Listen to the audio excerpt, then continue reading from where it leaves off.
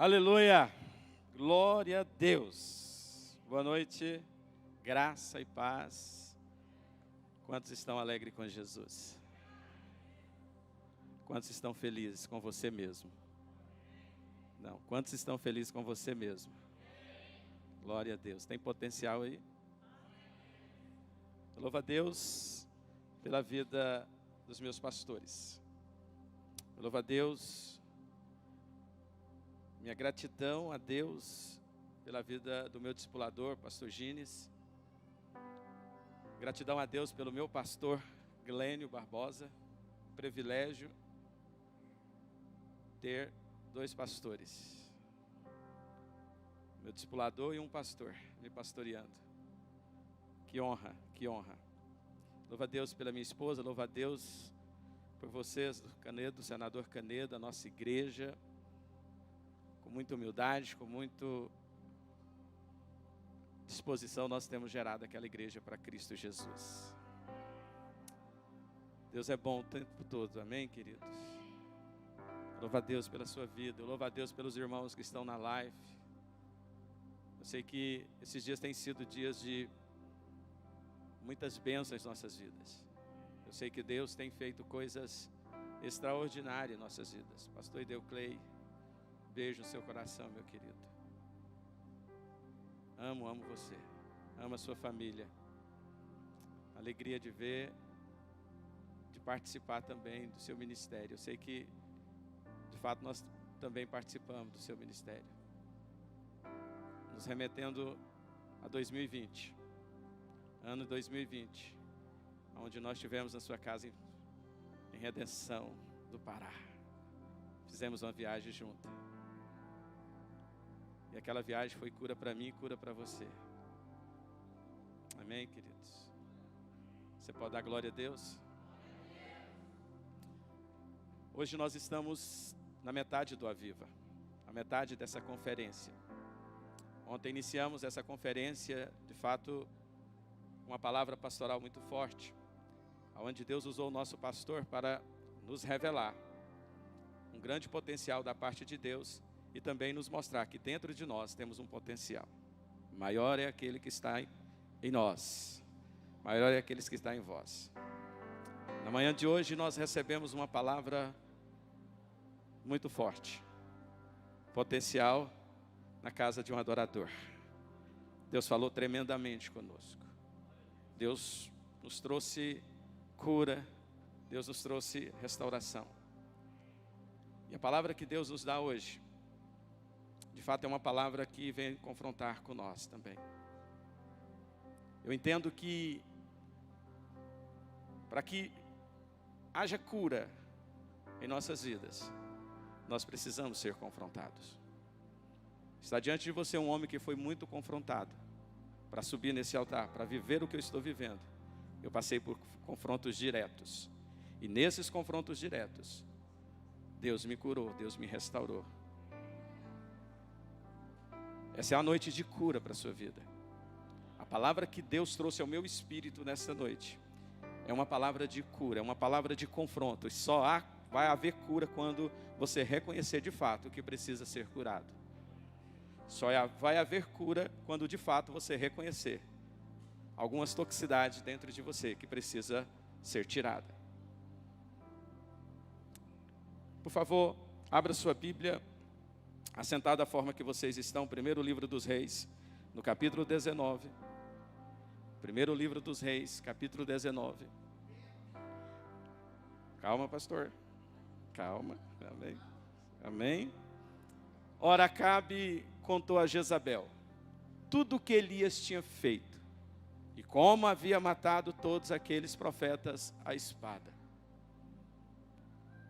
Por isso Jezabel mandou um mensageiro a Elias para dizer-lhe que os deuses me castiguem com todo rigor, se amanhã, nesta hora, eu não fizer com a sua vida o que você fez com a deles. Elias teve medo e fugiu para salvar a vida. Em Betseba de Judá, ele deixou o seu servo. Entrou no deserto, caminhando um dia. Chegou a um pé de giesta, sentou-se debaixo dele e orou, pedindo a morte. Já tive o bastante, Senhor. Tira a minha vida. Não sou melhor do que os meus antepassados. Depois se deitou debaixo da árvore e dormiu.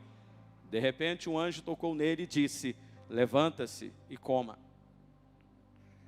Elias olhou ao redor e ali junto à sua cabeça havia um pão assado sobre brasas quentes e um jarro de água. Ele comeu, bebeu, deitou-se de novo. Só até aí. Obrigado. O tema dessa mensagem, dessa palavra, toxicidade espiritual. Para você que está lendo, coloca por favor. Toxicidade espiritual compromete o nosso potencial. Você pode dizer comigo? Toxicidade espiritual compromete o meu potencial. Repita. Toxicidade espiritual pode comprometer o meu potencial. Queridos, de fato, Elias de Tibes é um homem tão extraordinário, tão ungido, tão comum no seu jeito de ser e na sua manifestação, nas manifestações de Deus, que ele torna o único personagem bíblico do texto sagrado que o Espírito Santo pediu, mandou que escrevesse o cuidado de colocar essa frase. Ele era homem semelhante a nós. Ele era homem igual a mim, igual a você. Elias tinha os mesmos sentimentos que eu tenho, que você tem. Elias era um homem comum, porém Deus o levanta e o usa para fazer uma grande obra extraordinária. As manifestações dos atos de Deus na vida dele, querido. Obrigado, filho, Deus abençoe.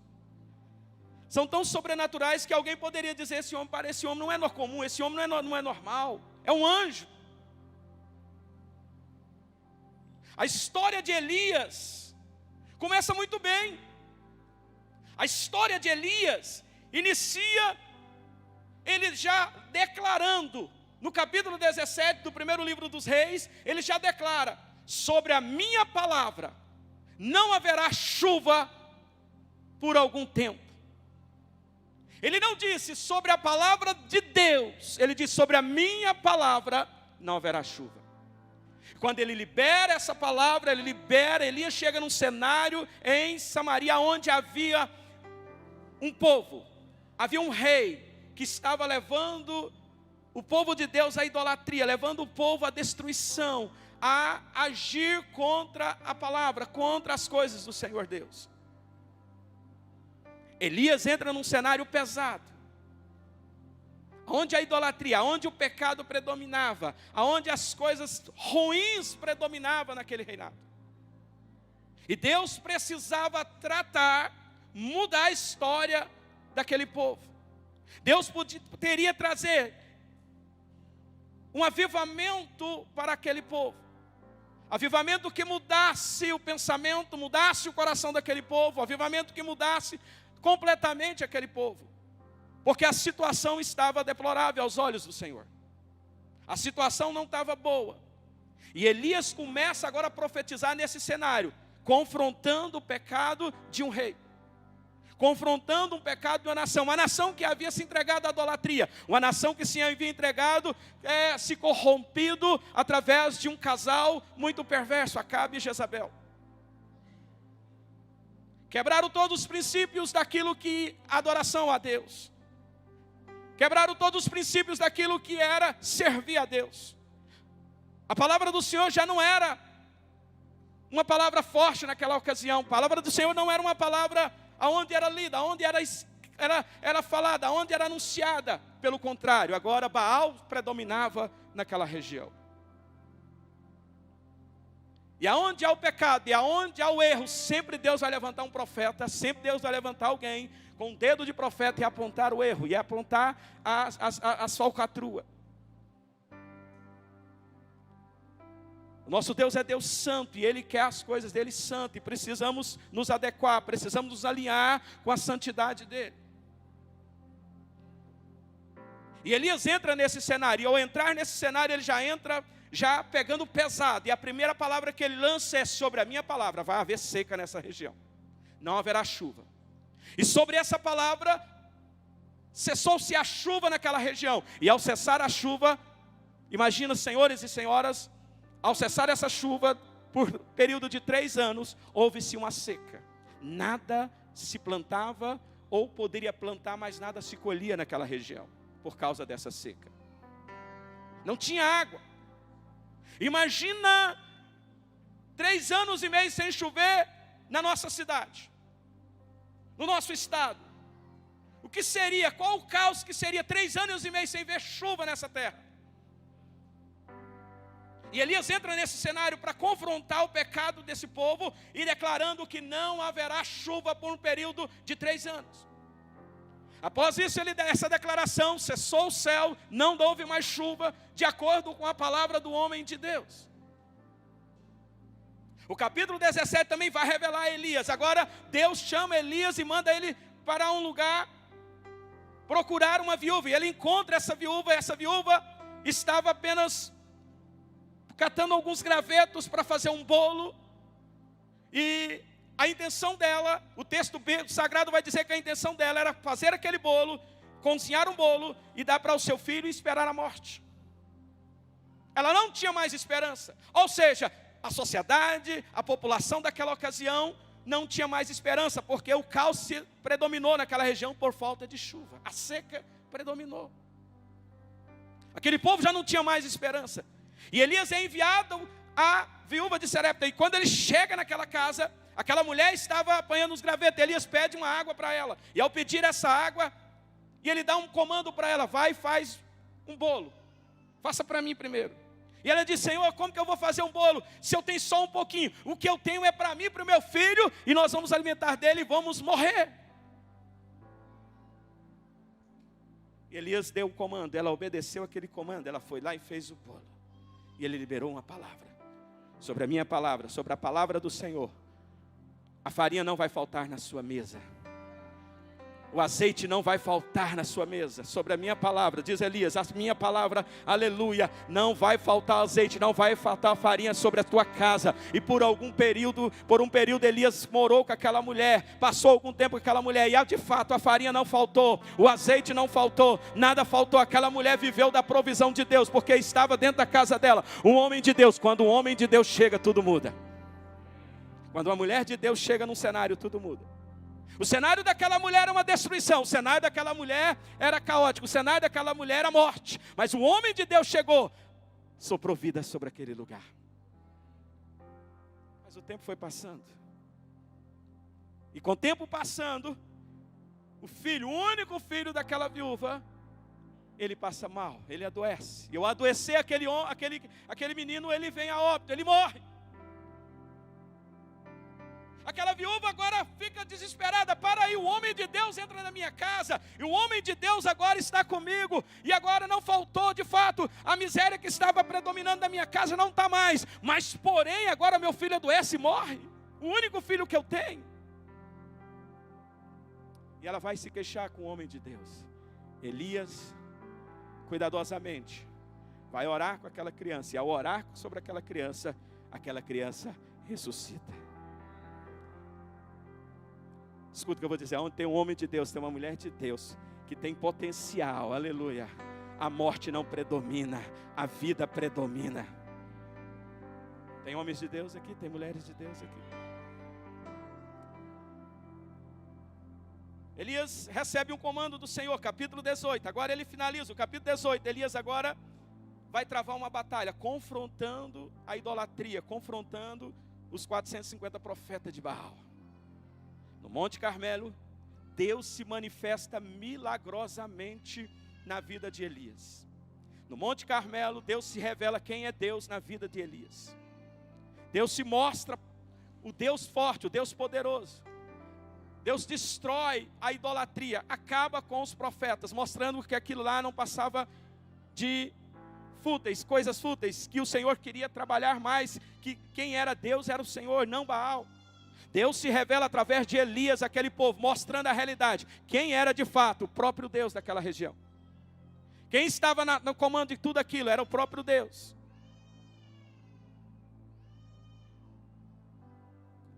Eu estou apresentando você um cenário de quem é Elias. Um homem poderoso, um profeta, um homem de Deus.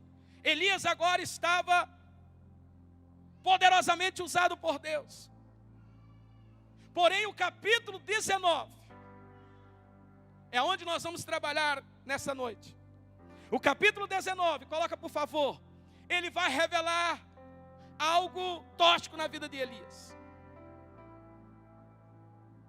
Depois de tudo isso, esse homem entra num cenário, Deus usa ele poderosamente. Deus trabalha na vida dele poderosamente. Coisas extraordinárias, sobrenaturais acontecem através do profeta, através de Elias. Porém o 19 começa com uma palavra. Ora, Acabe contou a Jezabel tudo o que Elias tinha feito e como havia matado todos aqueles profetas à espada. Verso 2. Por isso Jezabel mandou um mensageiro a Elias para dizer-lhe: que os deuses me castiguem com todo rigor, se amanhã, esta hora, eu não fizer com a sua vida o que você fez com a deles. Ou seja, Elias recebe uma palavra de destruição. Ou seja, Jezabel manda uma mensagem que ela iria matar Elias, que ela ia acabar com o ministério de Elias, que ela ia acabar com a vida de Elias. Como assim ele fez com os profetas dela, assim ele faria também. A mensagem chega até Elias, a palavra chega até Elias. 3. Os versículos 3 e 4 vai revelar algo que nós não esperávamos de acontecer na vida do homem, mas tudo pode acontecer. Homens de Deus, eles falham? Sim ou não? Homens de Deus cometem erros. Ontem o pastor Glênio disse uma palavra muito séria. O potencial de Deus muitas vezes é paralisado por causa das nossas emoções. O potencial de Deus parou. Elias agora ele trava uma guerra, parou tudo. E a minha pergunta é: o que tem paralisado você nesses dias, querido?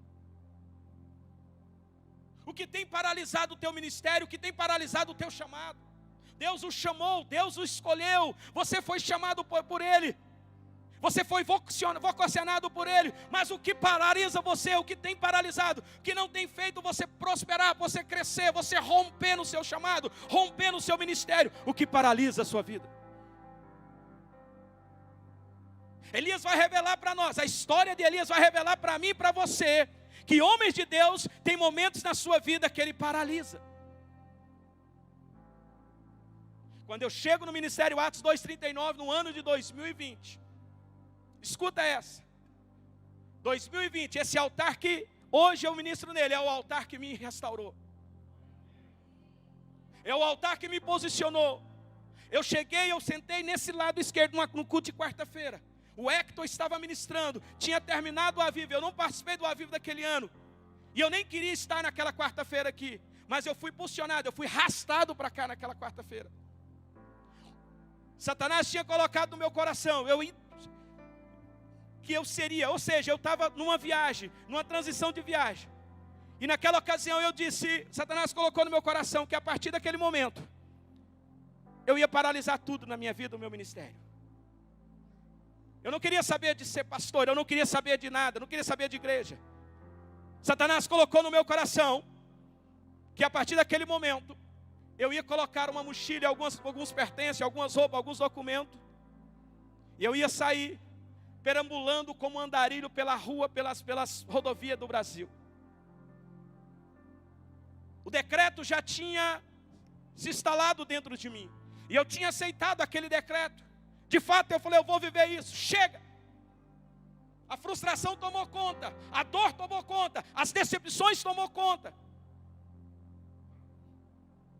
E quando abre essas brechas, quando entra essas toxicidades, queridos, a fragilidade para receber dardos inflamados do maligno é muito forte. E o que eu recebi é um comando: você vai ser andarilho.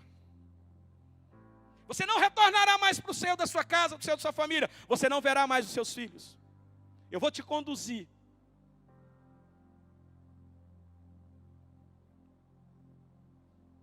E eu parei. Eu decidi, chega. Mas alguém usado pelo Senhor naquela tarde de quarta-feira, parou-se um ônibus, e dentro daquele ônibus, ele me arranca dentro daquele ônibus. E naquela noite ele me traz aqui dentro. E quando é colocada as mãos sobre o meu coração, quando dois pastores colocam a mão sobre o teu coração e ministram sobre as minhas emoções, imediatamente eu caio.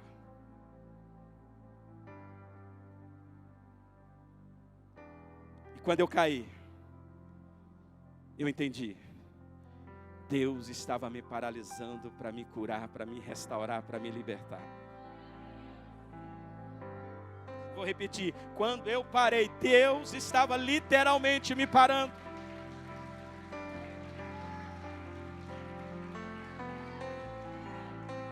Para pregar essa palavra, eu tenho autoridade para ministrar essa palavra, porque tudo aquilo que eu vou falar, eu vivi isso. Essas toxicidades espirituais que me prendia, que me paralisava, que estava agora paralisando Elias. A primeira toxicidade que nós encontramos aqui, Elias teve medo. Quando ele manifesta essa toxicidade, está revelando um homem que tinha um potencial, porém estava vivendo uma instabilidade muito grande na sua vida. Elias teve medo e fugiu para salvar a sua vida. Mudança repentina de humor ou reações emocionais exageradas. A instabilidade não nos faz sentir fragilidade, sem confiança. Era aquilo que Elias estava vivendo agora, quando ele declara, quando ele toma essa decisão: tive medo, vou fugir para salvar a minha vida. Olha, esse homem que anteriormente havia declarado sobre a sua palavra que não haveria chuva, esse homem que anteriormente declarou que a viúva não passaria mais fome, esse homem que orou e ressuscitou um menino, esse homem que confrontou os 450 profetas de Baal e matou, agora ele recebe um decreto, e o decreto paralisa. Elias está revelando para nós nessa noite que a instabilidade ainda existia na vida dele. Elias traz uma revelação para nós nessa noite, que muitas vezes o que te paralisa é a instabilidade. É uma pessoa que é instável, é uma pessoa que tem medo, é uma pessoa que não acredita nela mesma. Elias está declarando, quando ele fala, eu tenho medo, ele está declarando, eu não confio mais em mim, eu não confio mais em Deus. A instabilidade predomina dentro de mim, dentro da minha alma, dentro do meu coração. Ele tira agora toda aquela dependência de Deus. Ele passa a olhar para Ele. O dia que você parar de depender de Deus e olhar para você, você vai ficar instável. Porque a nossa dependência é no Senhor, é em Deus. Você não pode ficar na sua suficiência. Dependa de Deus, exclusivamente de Deus, todos os dias da sua vida.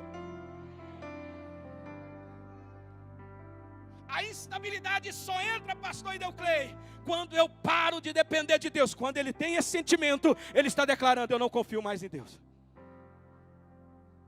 Essa é a minha revelação. Quando ele olha para isso, quando ele faz a declaração, quando ele entra com esse sentimento de medo, ele está declarando, eu não confio mais nele, eu estou deixando ele, aquele Deus que me usa, aquele Deus que fez coisas milagrosas, aquele Deus que usou a minha boca, agora eu estou com medo de uma palavra, de um decreto.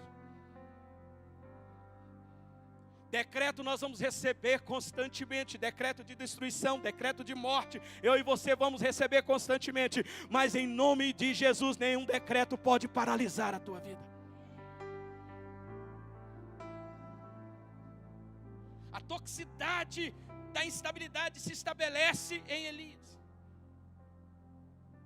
O Salmo 23 vai dizer: mesmo que eu ande pelo vale de trevas e morte, não temerei perigo algum, pois tu estás comigo, a tua vara e o teu cajado me protege. A palavra de Deus é declarada neste lugar, aleluia. Nada pode trazer instabilidade na sua vida, meu querido. Sabe por quê? Porque tu tem um Deus que te protege, tem um Deus que está contigo, tem um Deus que te olha, tem um Deus que anda com você, há um Deus que está com você constantemente, há um Deus que quer revelar nesses dias o seu potencial, para que você saia daqui, aleluia, reconheça que você é uma bomba atômica na mão do Espírito Santo.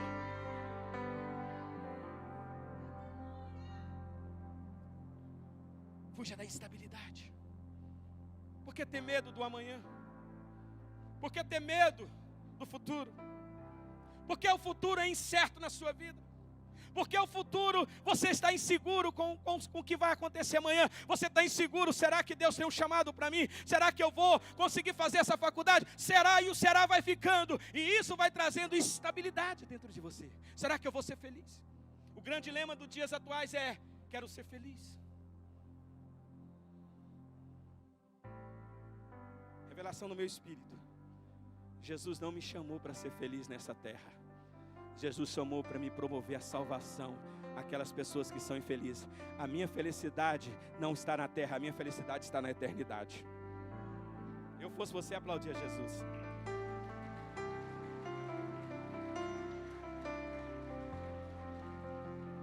Felicidade é a vida eterna, querido. Jesus disse: no mundo tereis aflições, no mundo tereis tribulações, no mundo vocês serão perseguidos, vocês serão odiados, mas tenha bom ânimo, eu venci, vocês também vão vencer.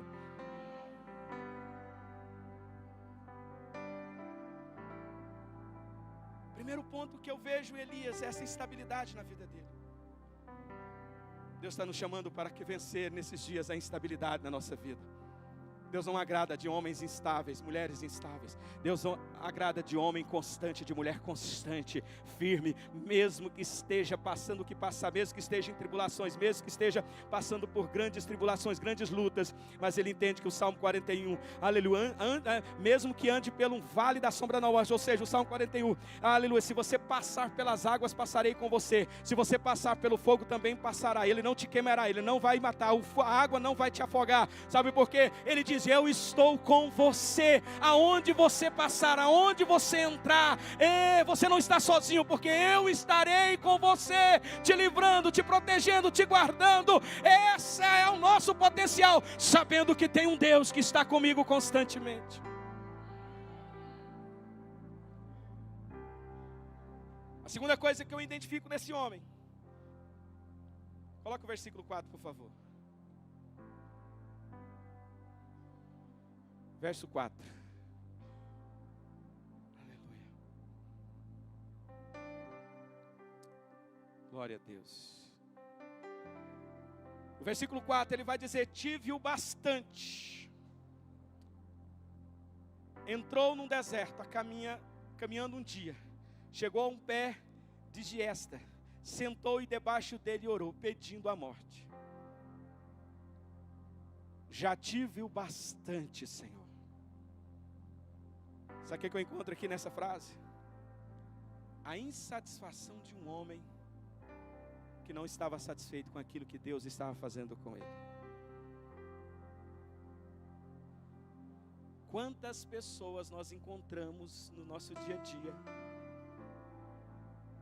insatisfeitas com a vida que eles têm, insatisfeita com o salário, quando recebe, reclama, insatisfeita no casamento, insatisfeita com o trabalho, insatisfeito com a casa que Deus deu, insatisfeito com o carro que Deus deu. Elias, quando ele está dizendo já tive o bastante, foi a insatisfação que sempre, queridos, entrou no coração e viveu no coração do povo israelita. Deus tira aquele povo do deserto, promete uma terra que mana leite e mel, mas Deus não disse para eles que seria fácil. Deus disse, olha, tem nações, tem povos, vocês vão vencer, eu vou estar com vocês. Uma caminhada que poderia durar poucos dias, ou meses, dura 40 anos, por causa da insatisfação do coração daquele povo. A insatisfação impede Deus fazer muito mais na sua vida. A insatisfação impede Deus promover você, querido. A insatisfação impede Deus realizar grandes milagres na sua vida. Israel, pela insatisfação do coração deles, volta e meia reclamava da situação e reclamava de Deus. O desejo de Israel era voltar, um ponto que eles se reúnem, vamos voltar, para voltar para o Egito, vamos comer pipi no Egito. Eu gosto muito de Eclesiastes capítulo 7, versículo 10, que diz assim, nunca digas que os dias passados foram melhores do que este. Isso não é sabedoria. Tem gente que vive lá do passado, o passado meu filho, eu não quero saber do meu passado, eu quero saber do meu futuro, porque o meu futuro foi reservado por Deus, a minha vitória, a minha bênção está lá no futuro, e eu estou correndo atrás, eu estou em busca do meu futuro, porque o meu futuro pertence ao Senhor, aleluia, Ele tem coisa boa lá no futuro, meu passado já passou, e não vai voltar na minha vida não, passado é passado, mas eu vou viver para frente, olhando para o autor e consumador da minha fé, Jesus Cristo, pois Ele preparou um futuro, bem eu sei os pensamentos que eu tenho a respeito de vós, pensamento de paz, pensamentos bons. Deus tem coisa boa para você. Para de olhar, para de ser insatisfeito, para de murmurar contra Deus, para de reclamar contra Deus.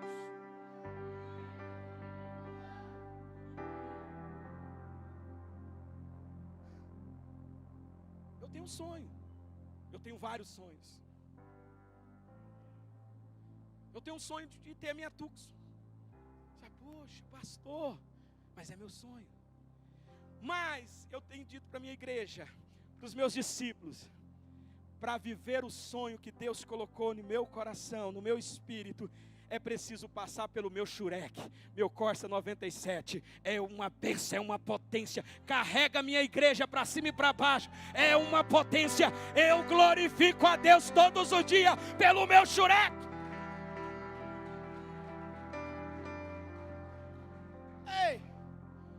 Eu fui para uma missão em Nova Chavantina. Tá eu e a minha magrelinha. Colocamos um óculos escuro e entramos na Barra do Garça, todo. E o povo olhava. Aleluia, eu disse para ela, preocupa não. Eles estão vendo aqui nós num carrão do ano aqui. Aleluia. Eu chamo a existência daquilo que não está existindo na minha vida e na sua vida. Aleluia. Esse carro tem motor, esse carro tem roda. Ele vai nos levar aonde quer que nós entraremos, ele vai. E ele nos levou, fomos para vários lugares nele. Ele tem nos levado, sabe por quê? Aleluia. Porque eu sou satisfeito com aquilo que Yeshua me dá. Eu sou satisfeito por aquilo que ele coloca na minha mesa. Eu sou satisfeito por aquilo que ele dá na minha vida. Para a glória do nome de Jesus. Eu já disse isso aqui. Quando eu chego no Canedo, fomos enviados para o Canedo, sem expectativa nenhuma, mas confiando nele. E um dia nós amanhecemos em casa, queridos.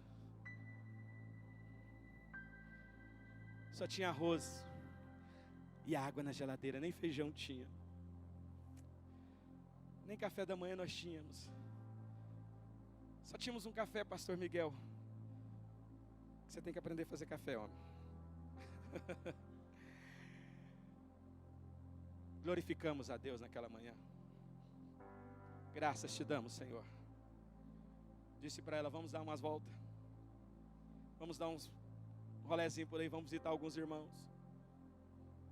Nós vamos sair com as mãos vazias, mas não vamos voltar com as mãos vazias. Primeira visita que nós fizemos, Tiago, quando eu entro no portão, batemos no portão, a irmã abriu o portão eletrônico dela, nós entramos. Quando eu olho no lado esquerdo do quintal, rapaz, tinha tanta leitoa amarela. Você sabe o que é leitoa amarela? Abóbora. Meu irmão, minha irmã, eu entrei no oásis. Olhei para minha esposa e falei, nós temos hoje o que comer. Dá glória a Deus aí. Queridos, nós entramos, e a irmã, depois de conversa, pastor, quer levar? Levo 2, 3. Quer dar mais um pouco? E nós fomos embora para a nossa casa. E naquele dia o Senhor mandou a providência. Sabe por quê? Eu aprendi, Paulo diz em Filipenses capítulo 4, versículo 11, diz, não estou dizendo isso porque você esteja necessitado, pois aprendi a adaptar-me com toda e qualquer circunstância, sei o que passar necessidade, sei o que ter fartura, aprendi o segredo de viver contente em toda e em qualquer situação, seja bem alimentado, seja com fome, tendo muito ou passando necessidade, tudo posso naquele que me fortalece. Se você está comigo, dá um aplauso bem forte a Jesus.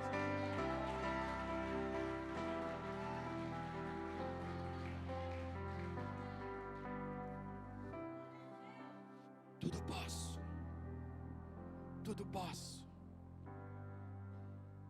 Se tem uma coisa, querido, que não entra dentro de mim, é a insatisfação. Em tudo eu aprendi a dar graças a Deus. Em tudo eu aprendi a glorificar o Senhor Jesus.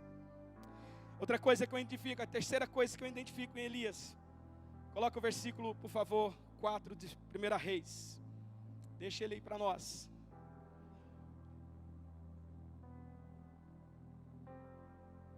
Aliás, 19, filha, por favor, desculpa. 19, 4.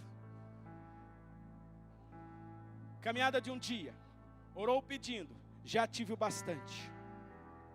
Senhor, olha o que ele vai falar para Deus.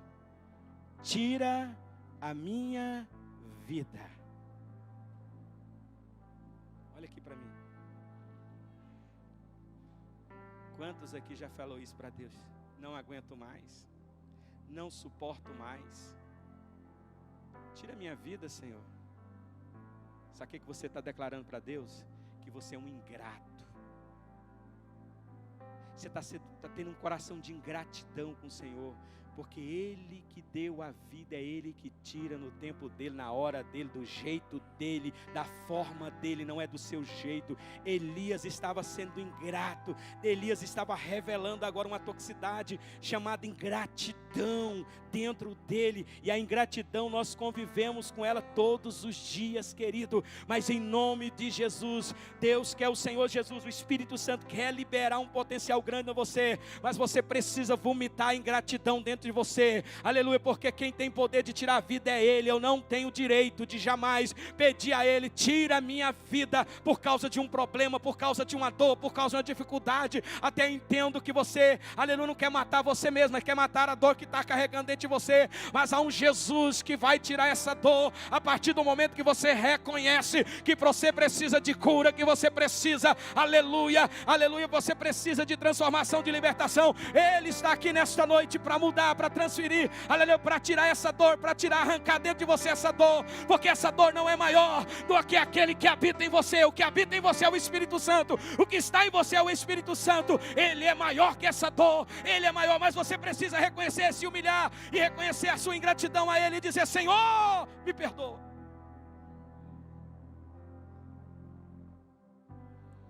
A pessoa ingrata não valoriza as bênçãos que recebeu, nem agradece. Em vez disso, ele sempre vê os problemas e as coisas que nunca recebeu.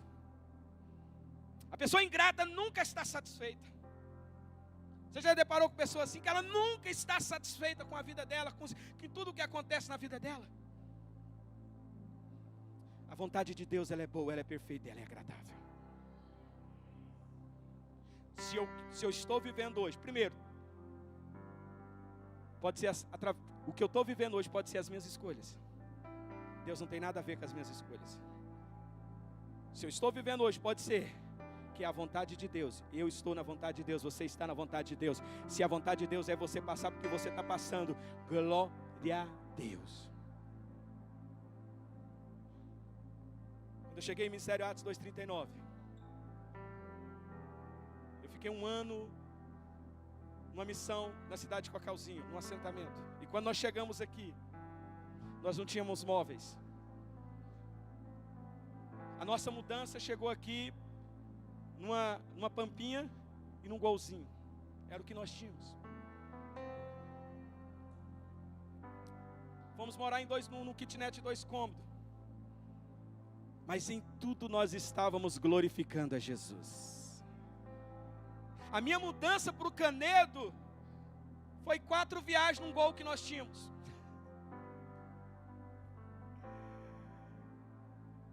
E o Gênesis completou numa Pampa. Mas a minha mudança hoje só sai com um caminhão de lá.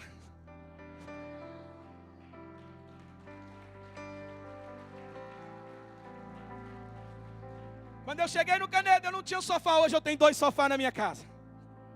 Quando eu cheguei no Canedo, eu não tinha uma TV. Hoje eu tenho uma TV. Mas cada coisa que entra naquela casa, eu glorifico o nome de Jesus. Quando eu não cheguei no Canedo, eu dependia de roupa, de doações de roupa para vestir. Hoje Deus me deu condições para comprar as minhas próprias roupas. Hoje Deus me deu condições para comprar o meu próprio sapato. Aleluia. Eu não menosprezei o tempo difícil na minha vida. Pelo contrário, eu glorifiquei a Deus. E até hoje pessoas chegam a ofertar na minha vida. Pastor, tem uma calça. Pastor, tem isso. Eu recebo e dou glória a Deus. Sabe por quê? Na minha volta tem pessoas necessitadas que também vai vestir a mesma roupa que eu visto. Que vai vestir o mesmo blazer que eu visto. E vai vestir a mesma camisa. O mesmo sapato que eu visto. Sabe por quê? Porque todas as coisas que chegam na minha casa é para glorificar o nome do Senhor. Todas as coisas que chegam na minha vida, eu dou graças a Deus, porque a toxicidade da ingratidão não vai entrar no meu coração, e não pode entrar no teu coração. Louvado seja o nome de Jesus. Estou com um missionário aqui, lá de Santa Filomena, hospedado na minha casa, meu amigo. Nós temos tanta doação, se você quiser trazer mais, ele vai embora quarta-feira. Ele está numa região muito pobre. Nós estivemos lá o ano passado, na missão. Nós já temos 2 sacos de roupa que ele vai levar quarta-feira, para doar para aquele povo. Para doar para aquele povo. Porque aquelas roupas que chegaram, nós somos gratos a Deus, porque a missão está trabalhando, está abençoando pessoas distantes. Tira essa toxina da ingratidão. Tira esse mal dentro de você. Elias revela essa toxina da ingratidão dentro dele. Outra coisa que eu identifico: não sou melhor do que os meus antepassados. Ele está revelando a inferioridade dele. Toxicidade da inferioridade. Deixa eu te corrigir uma coisa aqui. O dia que seu pastor, o dia que seu discipulador para você para subir nesse altar para liberar uma palavra, não diga eu sou pequenininho, não. Não fala isso, não. Ah, quem sou eu? O mesmo Espírito que usa o Glênio, usa pastor Glênio, pastora Juliana, usa pastor Gines, ele usa a mim, ele usa você. Basta você ter disposição.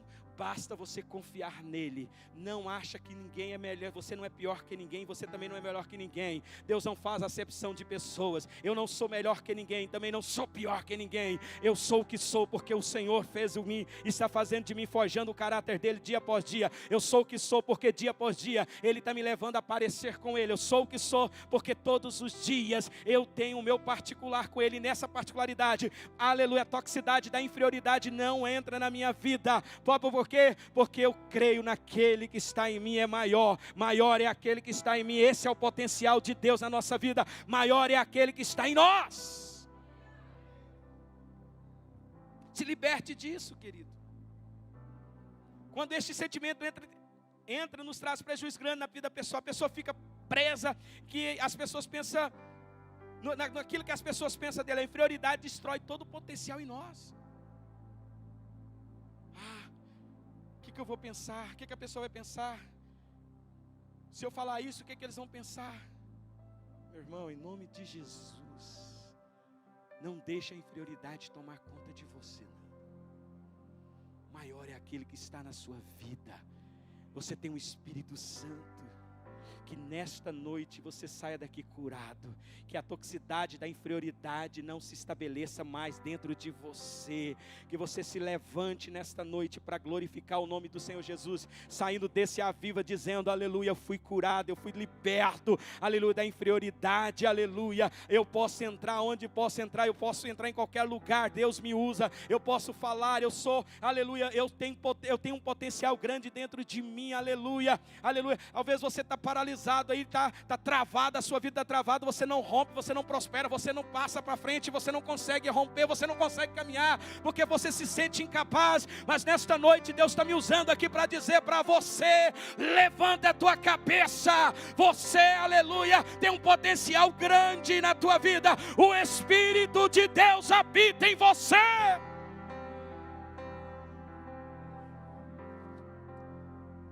Eu quero fechar. Volta para mim o versículo 3. Elias teve medo e fugiu para salvar a vida. Em Bet-seba de Judá, ele deixou o seu servo. Ele deixou o seu servo. Elias estava se isolando.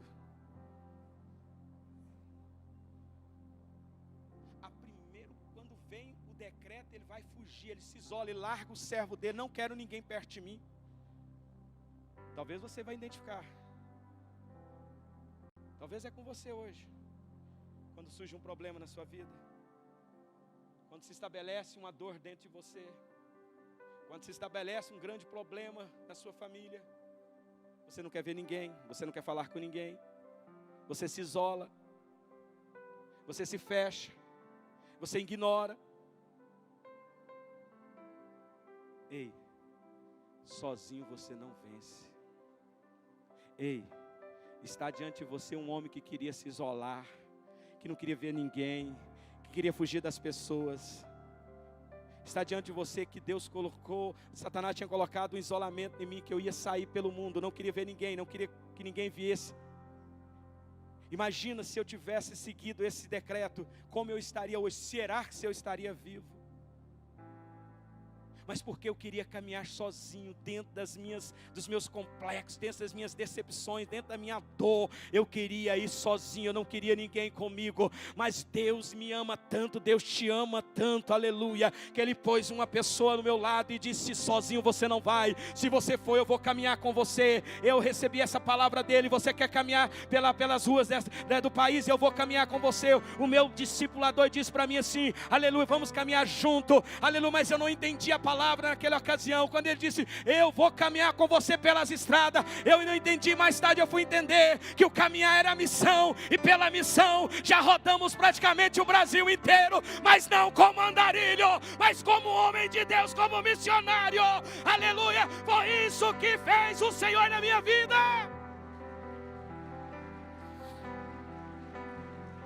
Eu aprendi que sozinho eu não venço, eu aprendi que eu tenho que ter alguém do meu lado, e alguém do meu lado caminhando comigo, aleluia, eu vou vencer qualquer dificuldade, qualquer batalha, aleluia. Eclesiastes diz assim, é melhor ter companhia do que estar sozinho, porque maior é a recompensa do trabalho de duas pessoas. Se um cair, o amigo pode ajudá-lo a levantar, mas se o pobre do homem que cair, não tem ajuda, ele para se levantar, e se dois dormiram juntos, vão manter-se aquecidos, como porém manter aquecido sozinho?